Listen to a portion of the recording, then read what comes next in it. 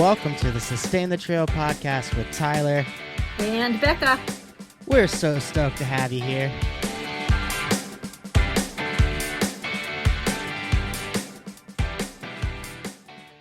Welcome back, everybody. As always, I'm Tyler. And I'm Becca. And today we have a wonderful guest, Gianna. How you doing today? Hi, y'all. I'm really excited to be here with you. Yes, everybody. So we're really glad to have Gianna Patchen join us to tell us all about Conservation 101. Gianna is the chapter coordinator for the Santa Lucia chapter of the Sierra Club. And she is got her hand in all kinds of interesting things. And we're just excited to hear all about it and see how we can learn to be better conservationists. Thanks, Becca. Thanks, Tyler. Of course. Thanks for joining us. So, walk us through your path to becoming a chapter coordinator. Was conservation always your end game? And what's it been like for you working with the Sierra Club? I love talking about my origin story to environmentalism. It has been one that I often call serendipitous. I feel really lucky to have been in the right place at the right time, said yes when opportunities were offered. And that's really a series of amazing coincidences that have gotten me where I am today. Also a lot of hard work, but that's not the only thing, right? Yes. So I actually started when I was in high school. I was interested in the concept of I want to do good in the world, but I wasn't really sure what that would be, right? That is a very broad concept. Yeah. What does that really mean?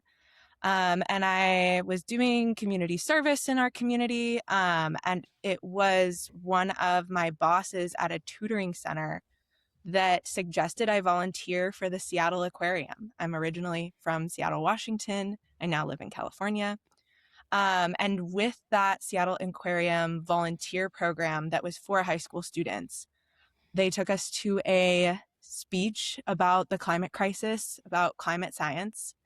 And as I was sitting there in the audience, it just became so clear that the climate crisis impacts everything. And when we talk about what matters locally and globally, it just was this light bulb moment of this, nothing else matters as much as this, or everything matters and it's connected to this. So that was series of events was what got me down the path of environmentalism. And then I went to college. I studied biology. I really quickly was I do not want to be a scientist. Really respect them, love working with them. I really like to think a lot bigger picture. Focusing on one small detail is, again, really important, just not per se for me. So in my time at Cal Poly, I got an internship with the local chapter of the Sierra Club, the Santa Lucia chapter, here in San Luis Obispo, California. And that was my foot in the door to environmental advocacy. And the Sierra Club is a really cool intersection of getting people outside, advocating, using political power to protect the environment, working with grassroots communities, working with scientists. I had that scientific background to be able to understand scientists and help translate science language for the general people. And that internship started me down on a whole path. After I graduated, I had the immense privilege of working locally with the Northern Chumash Tribal Council, one of our local Native American tribes. And they had nominated a national marine sanctuary off our coast, the Chumash Heritage National Marine Sanctuary. And so I got to work on that campaign for about 3 years. And that was where I had so much fun and learned so much about how to envision something that we want for local communities and the environment, and then work with so many diverse coalition partners to make that vision a reality. And it was a tribally led campaign, but it was truly a grassroots community effort. The first time the Chumash Heritage National Marine Sanctuary was proposed was in the 70s, and it was designated in 2024. So really like Keep the generations, fight up. Just keep, yeah, right? A that's great amazing. reminder that like keep on keeping on, right? It may seem like you've hit a dead end, but it might be your children or your grandchildren that actually get it over the finish line. So that was my last job. And then this opportunity to be the chapter coordinator for the Santa Lucia chapter, who I had been an intern for, who was a partner when we were working on the sanctuary campaign. Really, this once in a lifetime opportunity came up. Andrew Christie, who was our chapter director until the end of 2023, he got to retire, sort of. He's still volunteering with us. But he was the sole staff person of our chapter for about 20 years. And I, again, like right place, right time, when the one single staff person at the local chapter retires after 20 years, you don't say no, right? And it's really been an amazing opportunity to take that ocean campaign knowledge and start applying it to like, oh yeah, we've got air, we've got land, we've got rivers, we still have the ocean, right? And I'm learning a lot in this role about all those different areas and working with our wonderful volunteer team. I love to hear that. It I did a season as a trail builder for the Cleveland Metro Parks, building new trail systems, kind of keeping up with the maintenance of existing older trail systems. Um, but that I've always been kind of environmentally based since I was a young teenager, probably like 12 to 13 is kind of when I started to really understand things. Um, how did you first fall in love with the outdoors? I think is the biggest thing. 'Cause for me, I grew up skateboarding and riding a BMX bike. I was outside more time of the day than I was actually sleeping. Um, so how did you fall in love with the outdoors, and what was the moment you realized what you wanted to fight for? I will say the outdoors has always been a part of my life to some degree. I grew up in Seattle, Washington. There's waterways all around you.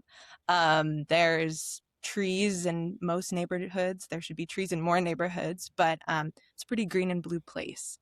And my family would go camping growing up. You know, we didn't go out as much as we would like to, but at least once a year we were camping outside. But it is kind of funny when I got into the environmental side of things. My mom commented to me, she was like, "Do you remember when you were a kid and you refused to go outside for an entire summer?" She was like, "I'm so surprised you're doing this." And of course, like as a young adult, I was like, I don't even remember that. But she reminded me that, like, as a little kid, I got stung by a bee in the backyard. And after that, I was like, I'm not going outside of the house. I'm not playing in the backyard for like a whole summer. And so for me, that's like kind of a reminder, right? Like, just because you do or don't grow up loving the outdoors or not loving the outdoors, or like get just the privilege of going out to the trails all the time, um, you know, there's a lot of ways that our environment and the outdoors, it's often like described to us as this thing that you go to, right? The mountains, you have to climb the mountain to get to nature, or drive an hour to a national park.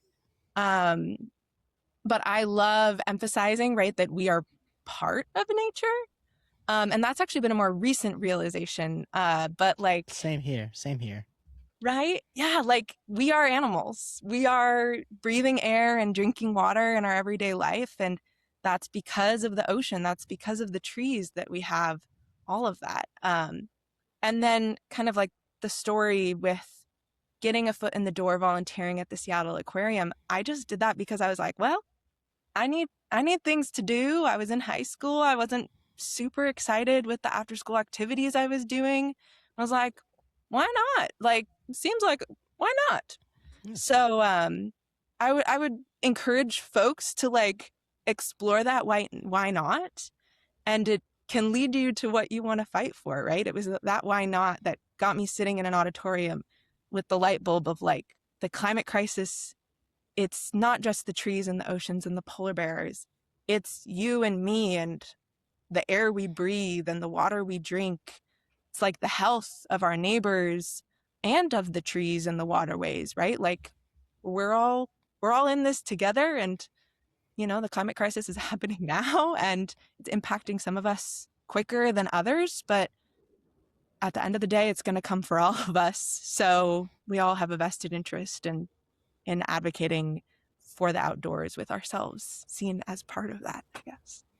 And Yeah, Becca, I love that you know, just kind of say like saying yes, right, is kind of the big key for you at this point. Like just showing up and saying yes. And I feel like, right, this idea of you know, taking risks and putting yourself in different situations, or going, you know, I've always wanted to try that. Well, let's try that, right? And that is when the world opens up to us, because we learn, like, you know what, that isn't for me. Or, oh my God, how did I live without this one thing that I didn't know was going to bring so much joy to my life? So I feel like just that idea of like just taking risks and saying yes, even when it might be a little scary, Yeah, can totally.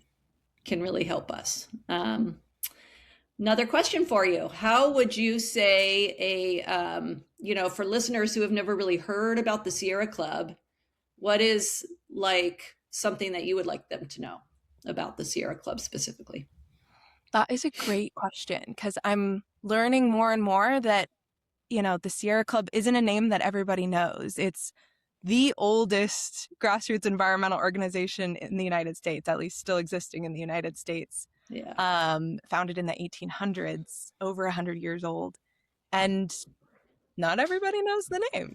So in our outreach, I'm often finding, like, how do we describe what we do and like connect it to people as individuals, right? So my easy talking points way of saying it is Sierra Clubs is a grassroots volunteer-based environmental organization. So that means we are led by local communities for local communities. And our mission is to educate and enlist humanity to enjoy, or let me re-say that. Our mission is to educate and enlist humanity to join us in exploring, enjoying, and protecting the earth. And we have chapters in every state. We have 13 chapters in California. If you live in the United States, there is a Sierra Club chapter near you. So Check it really out. emphasizing that community-led environmental advocacy is the core of what the Sierra Club is. And then Each when community is different, right? That's why, right? It really is very dependent on that community for what the Sierra Club can do for them.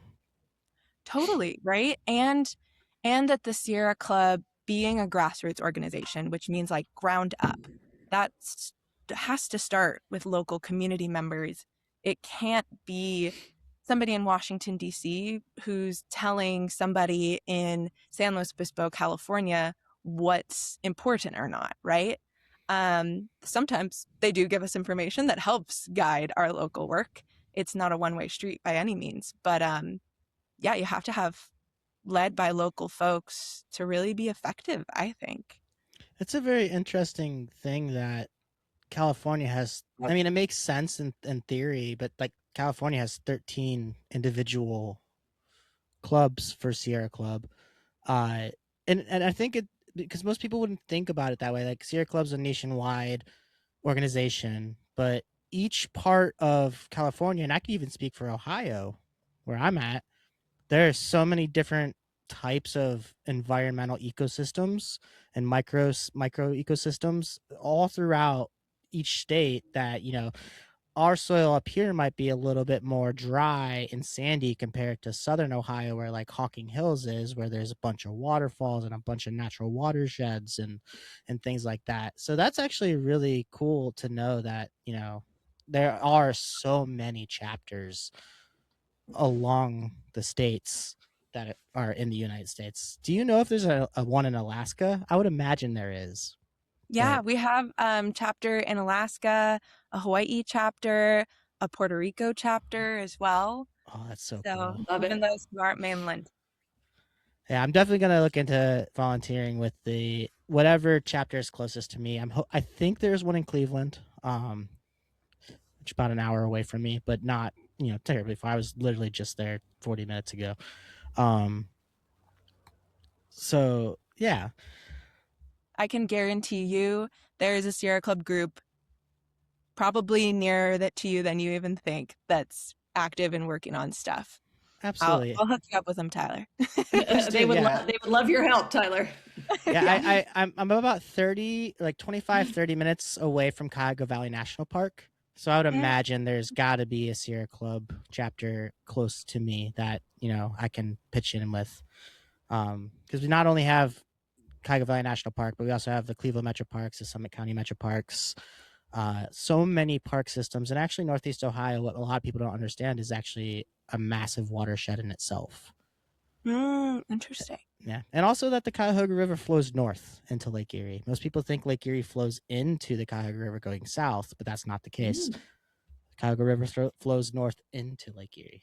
So I love when nature surprises us, goes against our weird feeling that rivers should run south, right? Like it's not that simple. Everybody thinks that all of our land is like at a downgrade. Just go check out the rivers around the Continental Divide, because they go the opposite direction, and you're like, what is happening here? This feels like a natural, but you can watch it. How do I kayak this? Exactly. How is a local chapter different from the national organization? And why do local chapters matter so much? I mean, you kind of touched about it just a brief moment ago. A little bit already, yeah. But yeah, I'm always happy to reiterate, right? That grassroots essential core of the Sierra Club, right? It's got to start local. That's what brings people in, I think right now with so much national and global attacks on our environment, on our local communities, finding your local niche is like such a key way to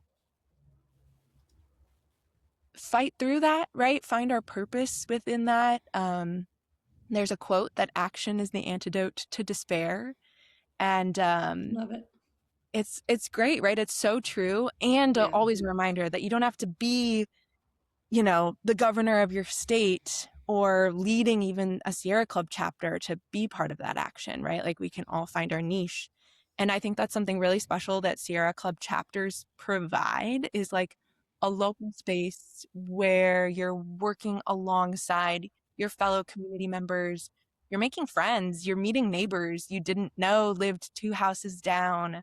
You're getting outside. So that is a really, really special part about the Sierra Club's local chapters and the structure of the Sierra Club. So for the question, go ahead. Yeah. I was just going to say, and then you feel like you're actually, like you can see the results of your help because it's more local, right? Instead of it being like a national thing where you feel like maybe you're screaming into the void and not making much difference. I so agree with that, Becca. Actually, one of my internal mottos that I've been sharing with other folks is, here in San Luis Obispo County, California, we're a pretty rural county, especially for California standards. And one of our local elections was won by like 13 votes.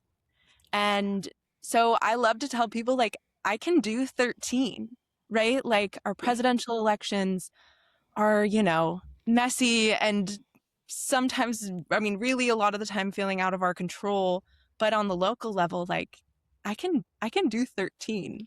And actually, love that. For that election, one of our local groups was doing postcard writing to the folks in that district. I don't live in that per se county seat district that was coming up for election, but I signed up, was like, let's write 100 postcards to people who live there, encouraging them to vote for this local candidate. And I was like, I'll get friends. They'll probably help me write those. Texted a bunch of friends. No one replies. A couple people were like, I can't come by. But I was like, coffee this morning. I'll buy pastries for you. Come on by. Like nobody responded. I was like, oh God, I'm going to do 100 postcards by myself. Okay. But a couple friends, I like texted them a little more directly and was like, I need you here to help. And pretty please.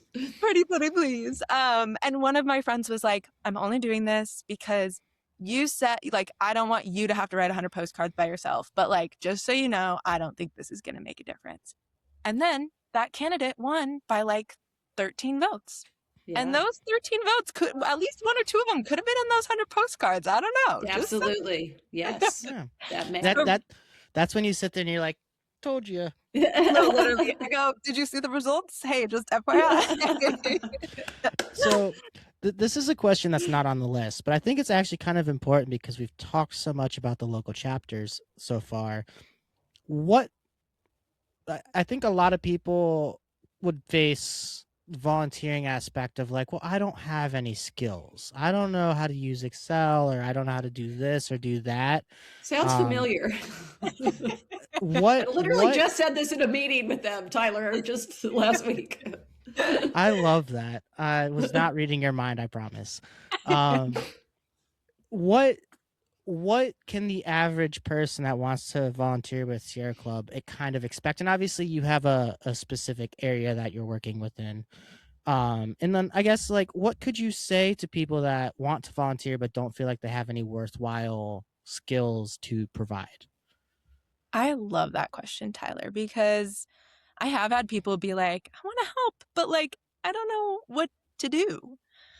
So I usually start with show up to one space, whether that's coming to one of our general meetings about a local topic. We have one of those literally tonight. This will be after this episode airs, but it's tonight about beavers in our local Salinas River.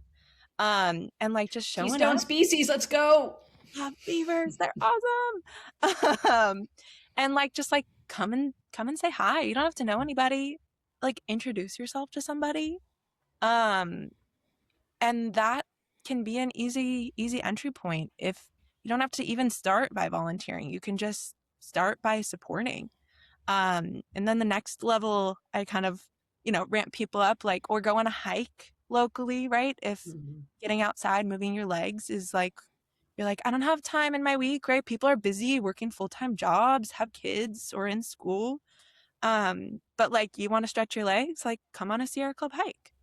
And I really see those like, show up, we got a potluck, you don't have to bring food, but you can if you want, learn about something, meet some new people, maybe become a Sierra Club member. It's $15 for your first year. That is an easy way to like, we are a membership run organization, led organization. Like as a member, you vote for our national board, you vote for our state board, you vote for our local board. So like that is a really great way to support the Sierra Club and be that kind of next level of involved. And then when I have folks who are like, I want to volunteer, but I don't know if I have any skills, I don't know what I can do, I love to have those conversations with folks. And usually what I start off with is I'm like, here's the 4 pillars of what the Santa Lucia chapter does, and most Sierra Club chapters do.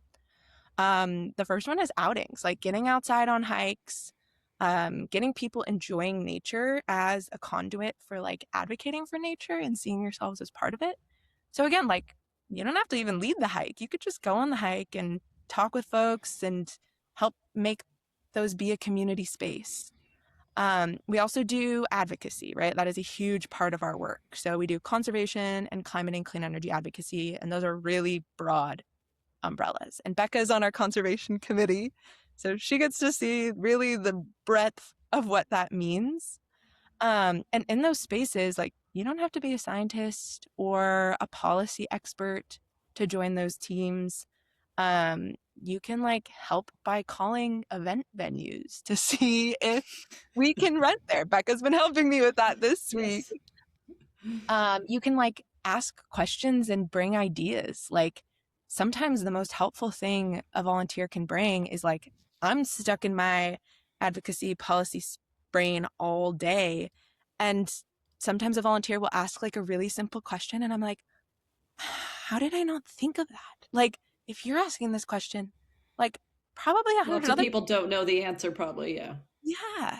So like, honestly, having that grassroots local community members who may have their niche area of expertise, but it might not be conservation or policy or political endorsements, which is another thing we do in our work. but like you're there listening and like thinking about like, how do you make this understandable to yourself and therefore to the community? And then like, really, it's just, what's the baby step? That's been, anybody who's been around me this year has heard me say baby step probably 50 million times. For getting involved, it's like, find your baby step. You don't have to leap and jump and be lobbying in Sacramento. It can be showing up for a hike and talking about what you care about.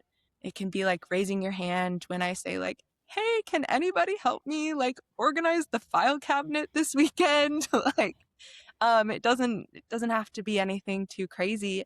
And I guarantee every single person who has come to me being like, I don't really have that many skills, or like I don't know what they could apply to. Apologies, the train is about to pass. I don't know if you can hear. Nice. I'm gonna let that pass. I got you. Okay. Okay, luckily it wasn't too bad. But I can guarantee that every single person who's sitting there being like, I don't know if I have anything to offer, you do. 100%. Whether it's sharing your questions and your concerns, showing up and being community building, community saying hi, and like guaranteed, you know, any profession, any educational background, you've got something that can tie into this, because the environment is like frankly so much about public perception and so much about how do we remind our local communities and empower our local communities to like build a future that's sustainable for the environment, but also for local businesses, also for local community and public health. So that's me on my soapbox. I love it. And I have one more similar question that's very small before I toss the questions back to Becca.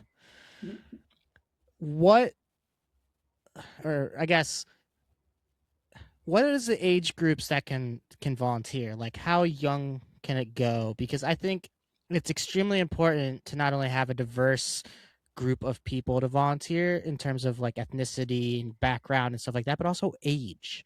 And so how can we get the younger crowd involved with Sierra Club and getting active within that? That is a so relevant topic that we are talking about all the time locally, but also across the Sierra Club as a whole. As you may imagine, the Sierra Club being an organization that's been around for like over 100 years and a volunteer run organization predominantly. Of the people that often are like super aware of the Sierra Club and have the time to be a volunteer leader are often retirees, which definitely moves us towards the older end of the volunteer spectrum, but not always. And those volunteers, retirees, have a ton of expertise to share. So really not to discount the work that they do. But we're always kind of talking about how do we expand the awareness and bring in a broader group of people. I'll also say like folks who have free time in their retirement are often higher income, right? Like, again, not always, but people with like more financial security. And so we're actively working right now at the Santa Lucia chapter on like how can we help create a framework that can empower a broader group of human beings.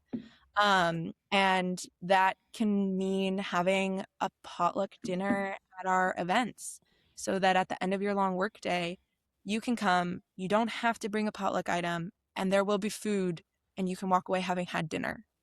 And those are some of the baby steps again that we're taking to like create some more accessibility to these spaces for folks who are frankly like busy, right?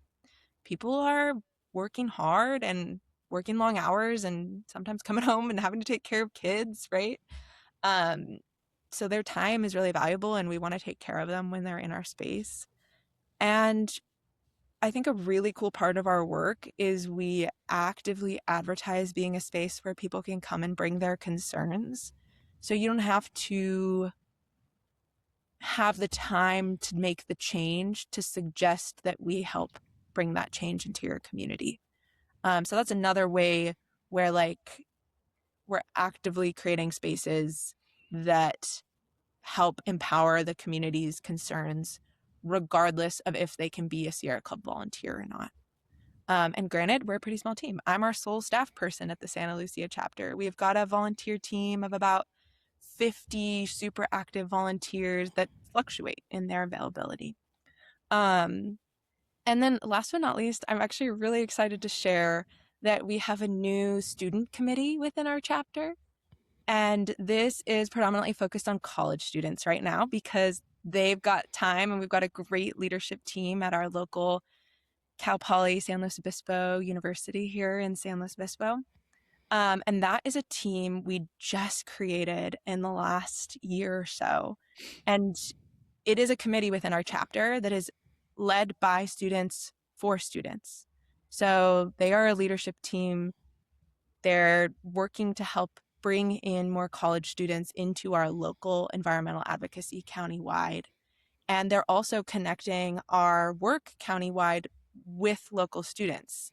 So bringing these concepts to them, asking the students what they care about and they want to have incorporated into our work.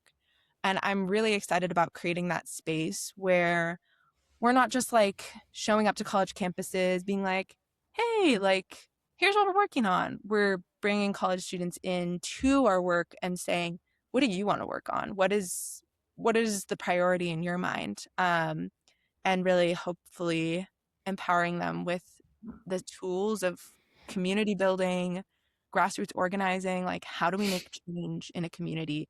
And they're going to go in a million different directions after they graduate, and hopefully take those skills with them wherever they end up and plant those seeds. So that has been a Love that. really exciting program. Yeah. I love that so much.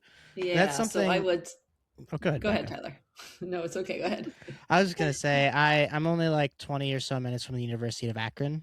I'm about an hour from Cleveland State University. And there's Kent State's probably like 30 minutes away. Like so many universities around me that I think would benefit from something like that. So that would be, once I become a volunteer, maybe becoming part of. Although as a 33-year-old man going to a college campus would be weird for me, I think. Um, Nonetheless, Becca, your turn for Yeah. questions. Yeah, I was just going to say, like, I feel like Gianna and the Santa Lucia chapter as a whole has done a great job, in my opinion, of just making volunteering and their organization really accessible to all people. And like when I show up, like, I'm completely new to, I mean, I've always been an environmentalist. I think that we've shared that just along the line, along the road of the podcast, but, um, not, it's a lot to learn and know, and it can be really overwhelming. And so when I decided to volunteer for the conservation committee, I figured that it was going to be like a big learning curve for me, and it kind of is. But it also, like Gianna's, just like whatever you're interested in, put it on the agenda. Like, what are we talking about? And sometimes people put things on the agenda that might not necessarily align with the way the Sierra Club sees things or whatever. But as a community, you just kind of work it out and give as much information that you can give, and hope to kind of find common ground eventually. But speaking of, what would you say the 2 or 3 biggest fights you've got going on right now that you guys are working on? Maybe it's not a Right. fight. I don't know. Is it a fight? It could be Yeah. these days. Sometimes it is, isn't it? It's often a fight, though sometimes it's a fight for something and sometimes it's a fight against something. Yeah. And I'm really relishing the opportunities to fight for something. I guess when you're fighting against something, you are fighting for something also, right? Like a Yeah. future that we want as a community. So locally in San Luis Obispo County, we're on the central coast of California. For those who may not know the ins and outs of California geography, we're about halfway between LA and San Francisco, and we're, like I said earlier, a pretty rural county. And that means that we have the immense privilege of a lot more open space than many areas have. We're also coastal. We're right on the water. So we have these gorgeous coastlines, a relatively underdeveloped coastline as far as California is concerned. Yeah, and the developers would like to develop it. And that's, yep. And that's part of why I'm like, we have so much that we are privileged to be able to access here as far as outdoors, clean air, clean water, though not everywhere in our community has that privilege. But that also means we have a lot to lose, and that we're often a target for sprawling developments that do not prioritize environmental sustainability, but also like affordable housing and community sustainability. And we are also home to a lot of California's firsts and lasts, which I think is really interesting. We are home to California's first tribally nominated national marine sanctuary, actually the first in the United States, and that is now a reality. So that was a recent win that we'll, I'm sure, talk about more later. But we're also home to one of the first proposed offshore wind farms off the West Coast, which is a huge, exciting, big renewable energy project that is many years in the future before we'll see windmills. But some really interesting, like an interesting first off of our coast. And then on the not so exciting side of things, we're home to California's last beach where vehicles are allowed to drive on the beach and dunes. We're also home to California's last nuclear power plant. And those are two issues where the proponents are holding on for dear life. And those are honestly our biggest current issues happening right now. Diablo Canyon Nuclear Power Plant, like I said, is the last nuclear power plant in California. Is it fully operational? It is fully operational, operating as we speak. And costing us lots of money. And that's the hot topic at this moment. A UC Santa Barbara study, one of our Central Coast universities, just reported that PG&E, the utility that runs the private utility that runs or private company that runs the nuclear plant, is overcharging Californians over $2.49 billion to keep this plant open. What a shock. What a shock. And it's like First Energy here in Cleveland. Yeah. It's really, utility companies are a very interesting rabbit hole to go down. Not just in California, it sounds like in Cleveland as well. In general. Yeah. And First Energy was sued and had to provide like not enough money, in my personal opinion, and a lot of other people's opinions. They were sued for overcharging and also under offering service. And I think they were caught breaking the law when it comes to COVID and like pausing the charging of people for their electricity. And I think they broke whatever that was. I could be wrong, but First Energy, not so great. Yeah, energy is we all need it, right? I would love to see it managed with profit less in mind and seeing this as like an essential need of our communities. That's the top of mind. And how do we do that ethically? Yeah. And this Diablo Canyon nuclear power plant in San Luis Obispo County is definitely a key example of it. It was supposed to decommission last year, 2025. And back in 2022, our governor pushed for it to be included in our state budget bill for a 5-year extension. And that got pushed through with like a week notice and like 24 hours before the deadline to change the language in that bill. It was a really eye-opening moment of like, when we're advocating for our local communities, like sometimes we get absolutely no warning at all, right? And you have to be building relationships early and often for when those moments do happen. And so we're now in overtime for the nuclear plant. We are now in the 5-year extension period. And we just recently found out relatively that they're trying to extend it another 15 years. And on site is technology that's no longer legal to implement. It's a pretty old facility, and we're finding out that part of the reason it's being kept open is the company is getting subsidies from us as taxpayers across California, and anybody who pays a utility bill in California is paying to keep this plant open.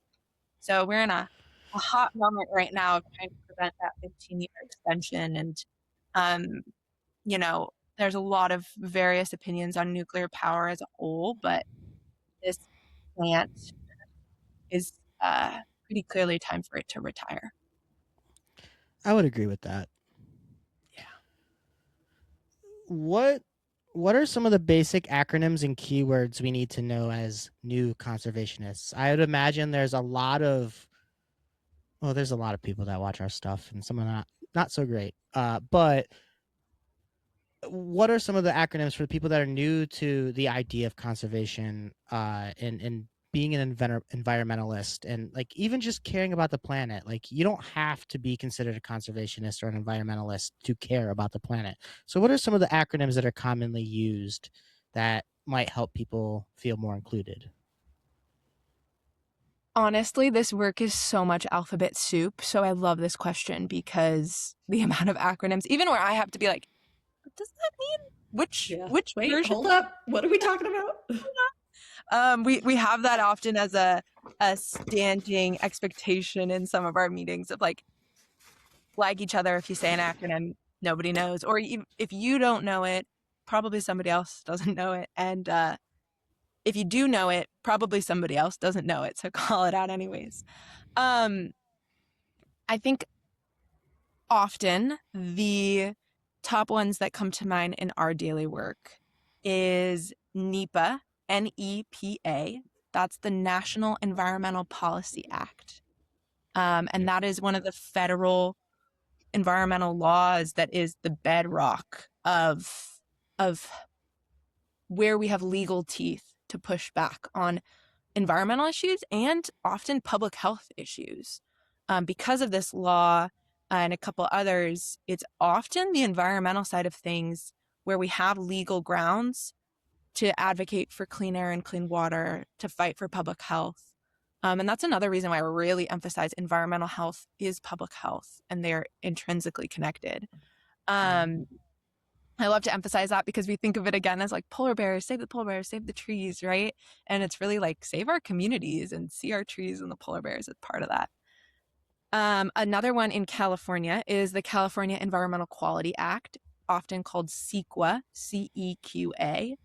And that is the California sister to NEPA, the National Environmental Policy Act. And those, again, are the bedrocks of environmental advocacy. A couple others are the Endangered Species Act, ESA. That is another bedrock law. Oh gosh, it's alphabet soup, you guys. But But that's why we asked it, because like Becca and I are pretty in the know of all the ones that you've mentioned. But there are a lot of people out there that are like, I care about the environment, but it's alphabet soup. I don't know what any of this means, and like, what is federally like there and what is locally there by state. You can even get even lower to the county level, which Ohio is not very good at. But um, yeah, like it. I think the biggest thing that I want to portray, and obviously you can do so as well, Gianna, is that even if you don't understand the acronyms, you don't doesn't mean you can't be involved. Doesn't mean you don't care. Doesn't mean that you don't have passion for protecting our wild spaces, our public lands, our local ecosystems. Like, I didn't start my journey with this knowing everything. It's taken 20 years, 23 years actually, to really get to the point where I'm at now, where I'm obviously a co-host of this podcast, but I also run a sustainable website agency where we build sustainable websites for outdoor industry companies and nonprofit organizations. I'm talking too fast. So like, you don't have to know these things to care. You just have to care. And once you care, it becomes easier to learn these acronyms, this alphabet soup per se. I was thinking the exact same thing. And I mean, I'll venture to say there's always more to learn. You know how many times I'm on a Zoom call with coalition partners and they say an acronym and I throw it into Google and environment after it because I'm like, what are they talking about? Or I raise my hand, or I type in the acronym and they say CEQA, but I spell it like the wrong way because it's verbally being said. I'll even venture to say the not knowing is actually a helpful tool, like the asking of questions, the reminder to not use our jargon, because I think we're increasingly becoming aware, and many people before us were aware, but it's becoming more in the public eye, that the solutions to our environment, our environmental crisis, our climate crisis, our biodiversity crisis, they exist. We've got, I would say, most of the solutions we need. It's now a game of like, how do we get our communities behind these solutions? How do we communicate these really complex, often policy and science ideas? And so I would say if you don't know the acronyms, get involved because we need more people who don't know the acronyms, helping like ask those essential questions, helping frame it from a non-scientist brain. Um, and and I will also add, like in this like acronyms, baby steps, where do you start learning to dip a toe in? Getting to know who your local elected officials are on the city, county level, state and federal as well, but local elections make a Matter. huge difference. And I don't know about in your county, Tyler, but for Becca and me, our county makes huge land use decisions. Yep. And those are the folks, like, look up those names, double check Yeah. them, they change. And that is actually, I think, a really cool place. Like, you don't need to know all the acronyms, but like learn some of the names of the folks who are making these choices in your The community. decisions. Yeah. Mm-hmm. Yeah, Love that. I will say Ohio is one of the states trying to participate in the massive Republican gerrymandering aspect of things, which us being environmentalists is probably more left leaning, which is good. I mean, I'm saying that because I know Becca and I are. I'm assuming you are as well. You can correct me if I'm wrong, but I would have to, not be wrong to say it. Um, Ohio is one of those states that's trying to like slip things under the rug really quickly to pass things in terms of gerrymandering and also land use stuff. I mean, we have, I believe, one national forest in the state of Ohio. It's Wayne National Forest. It's in southern Ohio. It kind of butts up against Hocking Hills. But then we also have the national park. We have Cuyahoga Valley National Park, which is, I believe, one of 2 or 3 national parks that are actually free to enter. Given certain, ordinances, it was established as a recreation area first, and then a lot of things weren't changed. So actually, it's actually there is not anywhere to legitimately camp in Cuyahoga Valley National Park, which is Interesting. crazy. Yeah, Yeah. that's a whole different episode. We could bring you back and we'll talk about all the different national park stuff. It'd be fun. But yeah, Ohio is very much on the same path as your guys' county. Ohio is a state, but also in a lot of rural counties. I live in Wayne County. Very, very, very, very rural. Like I could walk outside and tell you what the weather's like because of how I can smell the cow poop. So, yeah, Ohio's very much in a similar regard, and so is Wayne County and various other counties across Ohio. Well, it seems like we are getting very close to the end of our time together. So I think that maybe 2 more questions, and then we'll give you some time, Gianna, to just kind of shout out and share something that maybe you want to share. Does that sound like a good plan, guys? Love it. Absolutely. You handle those 2 questions though. That's all you, girl. All right, all right. So I will say my first question, it would be, do you feel like there's a relationship between hiking culture and conservation culture, and are hikers automatically advocates, do you think? I think we can never say always, right? Or make Or that never? guarantee that just because you enjoy the outdoors, whether that's hiking or surfing, that doesn't guarantee guarantee a connection to advocating for outdoors, though it's often there, right? Yeah. I think once you get outside and feel connected with nature, it's pretty hard not to start realizing that you're part of it, right?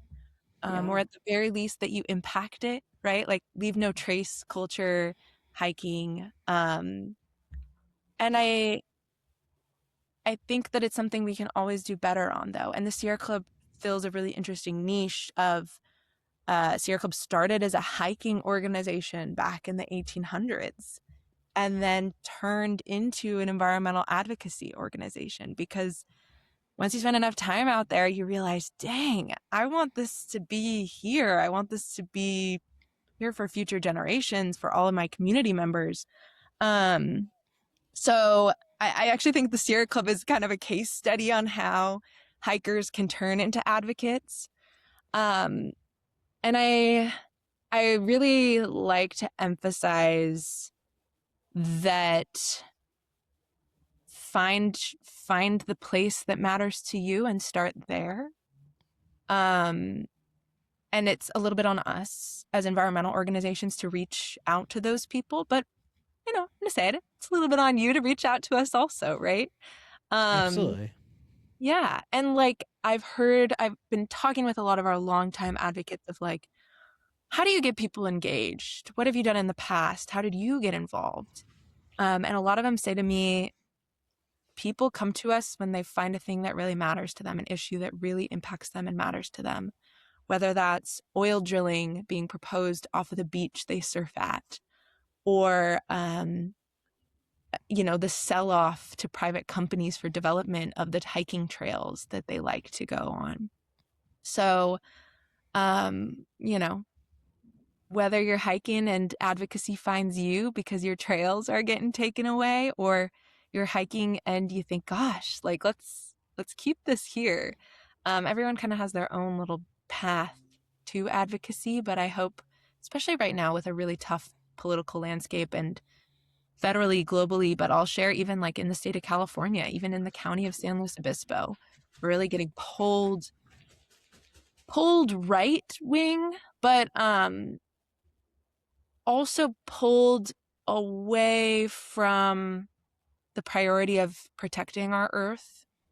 We're seeing that, on both sides of the political spectrum. We're seeing people really target environmental laws, devalue environmental protections, pit environmental protections against affordable housing and against public well-being, like pretending like those are things that are unrelated or at odds with each other, which is not true. We need these as an interconnected web. And I think now more than ever is a time to like get outside when things get tough, and then find a little piece of action that can help antidote that despair, as the quote goes. Yeah, so I hope we'll see more hikers become advocates, and I know we've got a lot of them in our midst as well. Love it. All right. And the last question I have for you is, what is a recent win that your chapter is proud of, something that you think actually moved the needle? Oh my gosh. Well, my favorite win that you've already heard me talk about is the Chumash Heritage National Marine Sanctuary campaign. This was a tribally nominated National Marine Sanctuary effort. It was designated finally at the end of 2024, right before Trump came into office. It's a federally designated ocean protection. We've got them all over the United States. There's a whole system of them. And they offer large-scale ocean protection. So preventing large-scale development like offshore oil drilling, preventing things like toxic waste dumping. And that was a really, really long effort to get to that finish line. Like I shared earlier, the sanctuary was brought up in the 70s when the National Marine Sanctuary Act was proposed. This stretch of the California coast was identified as special. They nominated it in the 90s. That nomination got declined. They nominated it in 2014. That nomination got sent back. Hey, make some edits. This needs to be revised. They nominated it again in 2015. That nomination by the Northern Chumash Tribal Council got picked up. That was a really exciting milestone. And then there was the Trump administration starting in 2016. So the first Trump administration. So it got put basically on pause, the campaign, for about 4 years. And then when Biden was elected, I was not involved at that time, but they picked that campaign. I mean, it was happening behind the scenes already, but they got to put some more fire under it. And we've got over 100,000 people to write public comments across California from every single state in the United States, and global partners gave comment supporting the sanctuary. I And gave comment. no Actually. way, Tyler, Yeah. that's awesome. Yeah. I love that. That is, see, connections we didn't even know were there. Yeah. And like in that campaign, part of our talking points at the time was, you don't have to live next to the ocean for the ocean to impact you. So I love, Tyler, like you being in the Cleveland area, and like the ocean dictates our climate. Like, she's everything. You don't have to be able to see her to know she's there. Super important. Yeah. And it was like, for me, my first entry point into that intersection of environmental policy, community organizing, scientists, local businesses, tribally led. Oh my gosh, talk about our local non-federally recognized tribes who are leading the charge on actions, right? So it was really an exciting campaign, decades of work, generations of leaders bringing it forward. And after over 40 years and after an over 10-year-long campaign, it was finally designated. We had like getting to see that. Yeah. How exciting. And it's happening. The sanctuary is off of our coast right now. It's bringing community education. It's attracting research at our local universities. It's an incentive for local businesses to like say, hey, come visit us. We've got a national marine sanctuary here. And it's actually a protection against when we're in a Trump administration that wants to drill, baby, drill. We've got that national marine sanctuary protection. And we're really, really working to make sure that that doesn't get eroded, because right now she's standing. She's doing what she's got to do. Yeah. Awesome. Well, first, happy to be a part of that W, for sure. Like, all the way from here in Cleveland, Ohio. Let's go. I have a question for you on that, Tyler. Of course. What's up? Do you remember how you heard about it? Because I'm really curious. I've been very keenly aware of Sierra Club for many, many, many, many years, but I believe it was a social media post that really put it on my radar, so for me to do some more research into. That's great to hear. That's good to know, right? Those posts are actually reaching people. Yeah, and it's I mean, I lived in Florida for a year, right on the like Tampa coast. So I surfed for a while I was there, and I deeply appreciate oceans. For a long time, when I didn't want to become a doctor to specialize in diabetes, I wanted to become a marine biologist. And so the ocean for me is equally as important as what's above ground. Yeah. And so if I could support that in any possible way, even though I'm in Ohio, I was more than happy to do so. That's awesome. All right, Gianna. Now is the time that a lot of people dread. Where can people find Sierra Club? Where can they find you, if you want to put that out there? And also, how can people get involved? Where should they go? What should they do? I don't dread this at all. I love promoting what we're doing and how folks can get involved. So for our local chapter in San Luis Obispo County, you can find us on Instagram, Facebook, YouTube, LinkedIn, Meetup for hikes.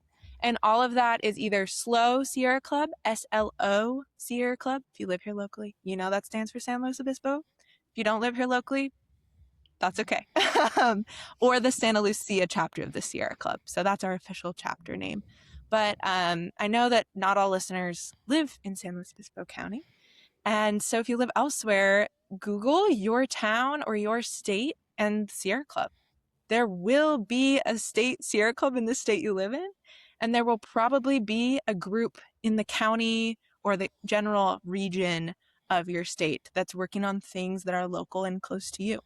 So again, search your town, search your county, search your state and Sierra Club, and you'll find the chapters that are near you. And go to an event, go on a hike with them, have some fun, say hi. And I'll just say, like, Sierra Club chapters are volunteer-led predominantly. Oftentimes, they may not have a staff person, may have one staff person, may have a little bit larger of a staff team, but the bulk of the team are volunteers, and it's really like a lot is set by who's involved, what they care about, what you want to engage on. So I encourage you to bring your expertise, bring your questions, bring your passion, and go to an event, go on a hike, sign up to volunteer, and ask, how can I help, or offer what you know you have to share, whether that's a smile at an event, or you're a photographer taking photos, helping organize file cabinets, doing nitty-gritty campaign work, community building. Yeah, find your baby step in the Sierra Club, and I hope we'll see y'all on some volunteer organizing meetings and get to cross paths in more of our work. One last question. Super simple. Is there a quote or a piece of advice, doesn't have to be related to what you talked about today, that you would give somebody listening to our podcast? Well, I've said a couple already, so I'm not going to say the ones I've already said. One thing I've been thinking a lot about recently is the reminder that the fights we're fighting locally, statewide, globally, are not new. They feel really scary right now, really daunting. But a lot of people before us, for decades, centuries before us, have been fighting really hard fights, really important fights. So find your spot, find your baby step in that fight. You don't have to do 1,000,001 things, just find one thing and see where that leads you. That's perfect. And say yes. And say yes. Say yes. That's how you got to where you are now. Totally. And sometimes no, but mostly yes. Fair. Yeah, it's okay to say no. Amen. Don't become the Yes Man movie. But a couple yeses, a little curiosity, and not waiting to be an expert to get involved. Like, I think I can do that, and I think that's a really great way to lead that baby step, that one thing. I think I can do that. Yeah. Find yours. I think that's perfect. Love it, Gianna. Thank you. Yeah, thank you so much for taking the time to be on the podcast. This has been in the works for a few months now, and I am so grateful that you had the time and availability to join us. Oh my gosh, thanks for having me, you guys. Thanks for dealing with my crazy scheduling fiascos. Yeah. Girl, it happens. Becca and I have crazy schedules too, so it's all good. Yeah, we just figure it out. I often say I work in an email factory, and the emails, there's too many of them. Yeah, so thanks for bearing with it. Well, that's the perfect place to wrap. Thank you again, Gianna. As always, I've been Tyler. I'm Becca. Thanks for listening. And we'll see you guys next time. Thanks, y'all. Bye, Gianna. Bye. Bye. Sustain the Trail podcast is brought to you by Take a Hike Resale Shop and Open Trail Collective. Thank you guys so much for listening, and we'll see you next time.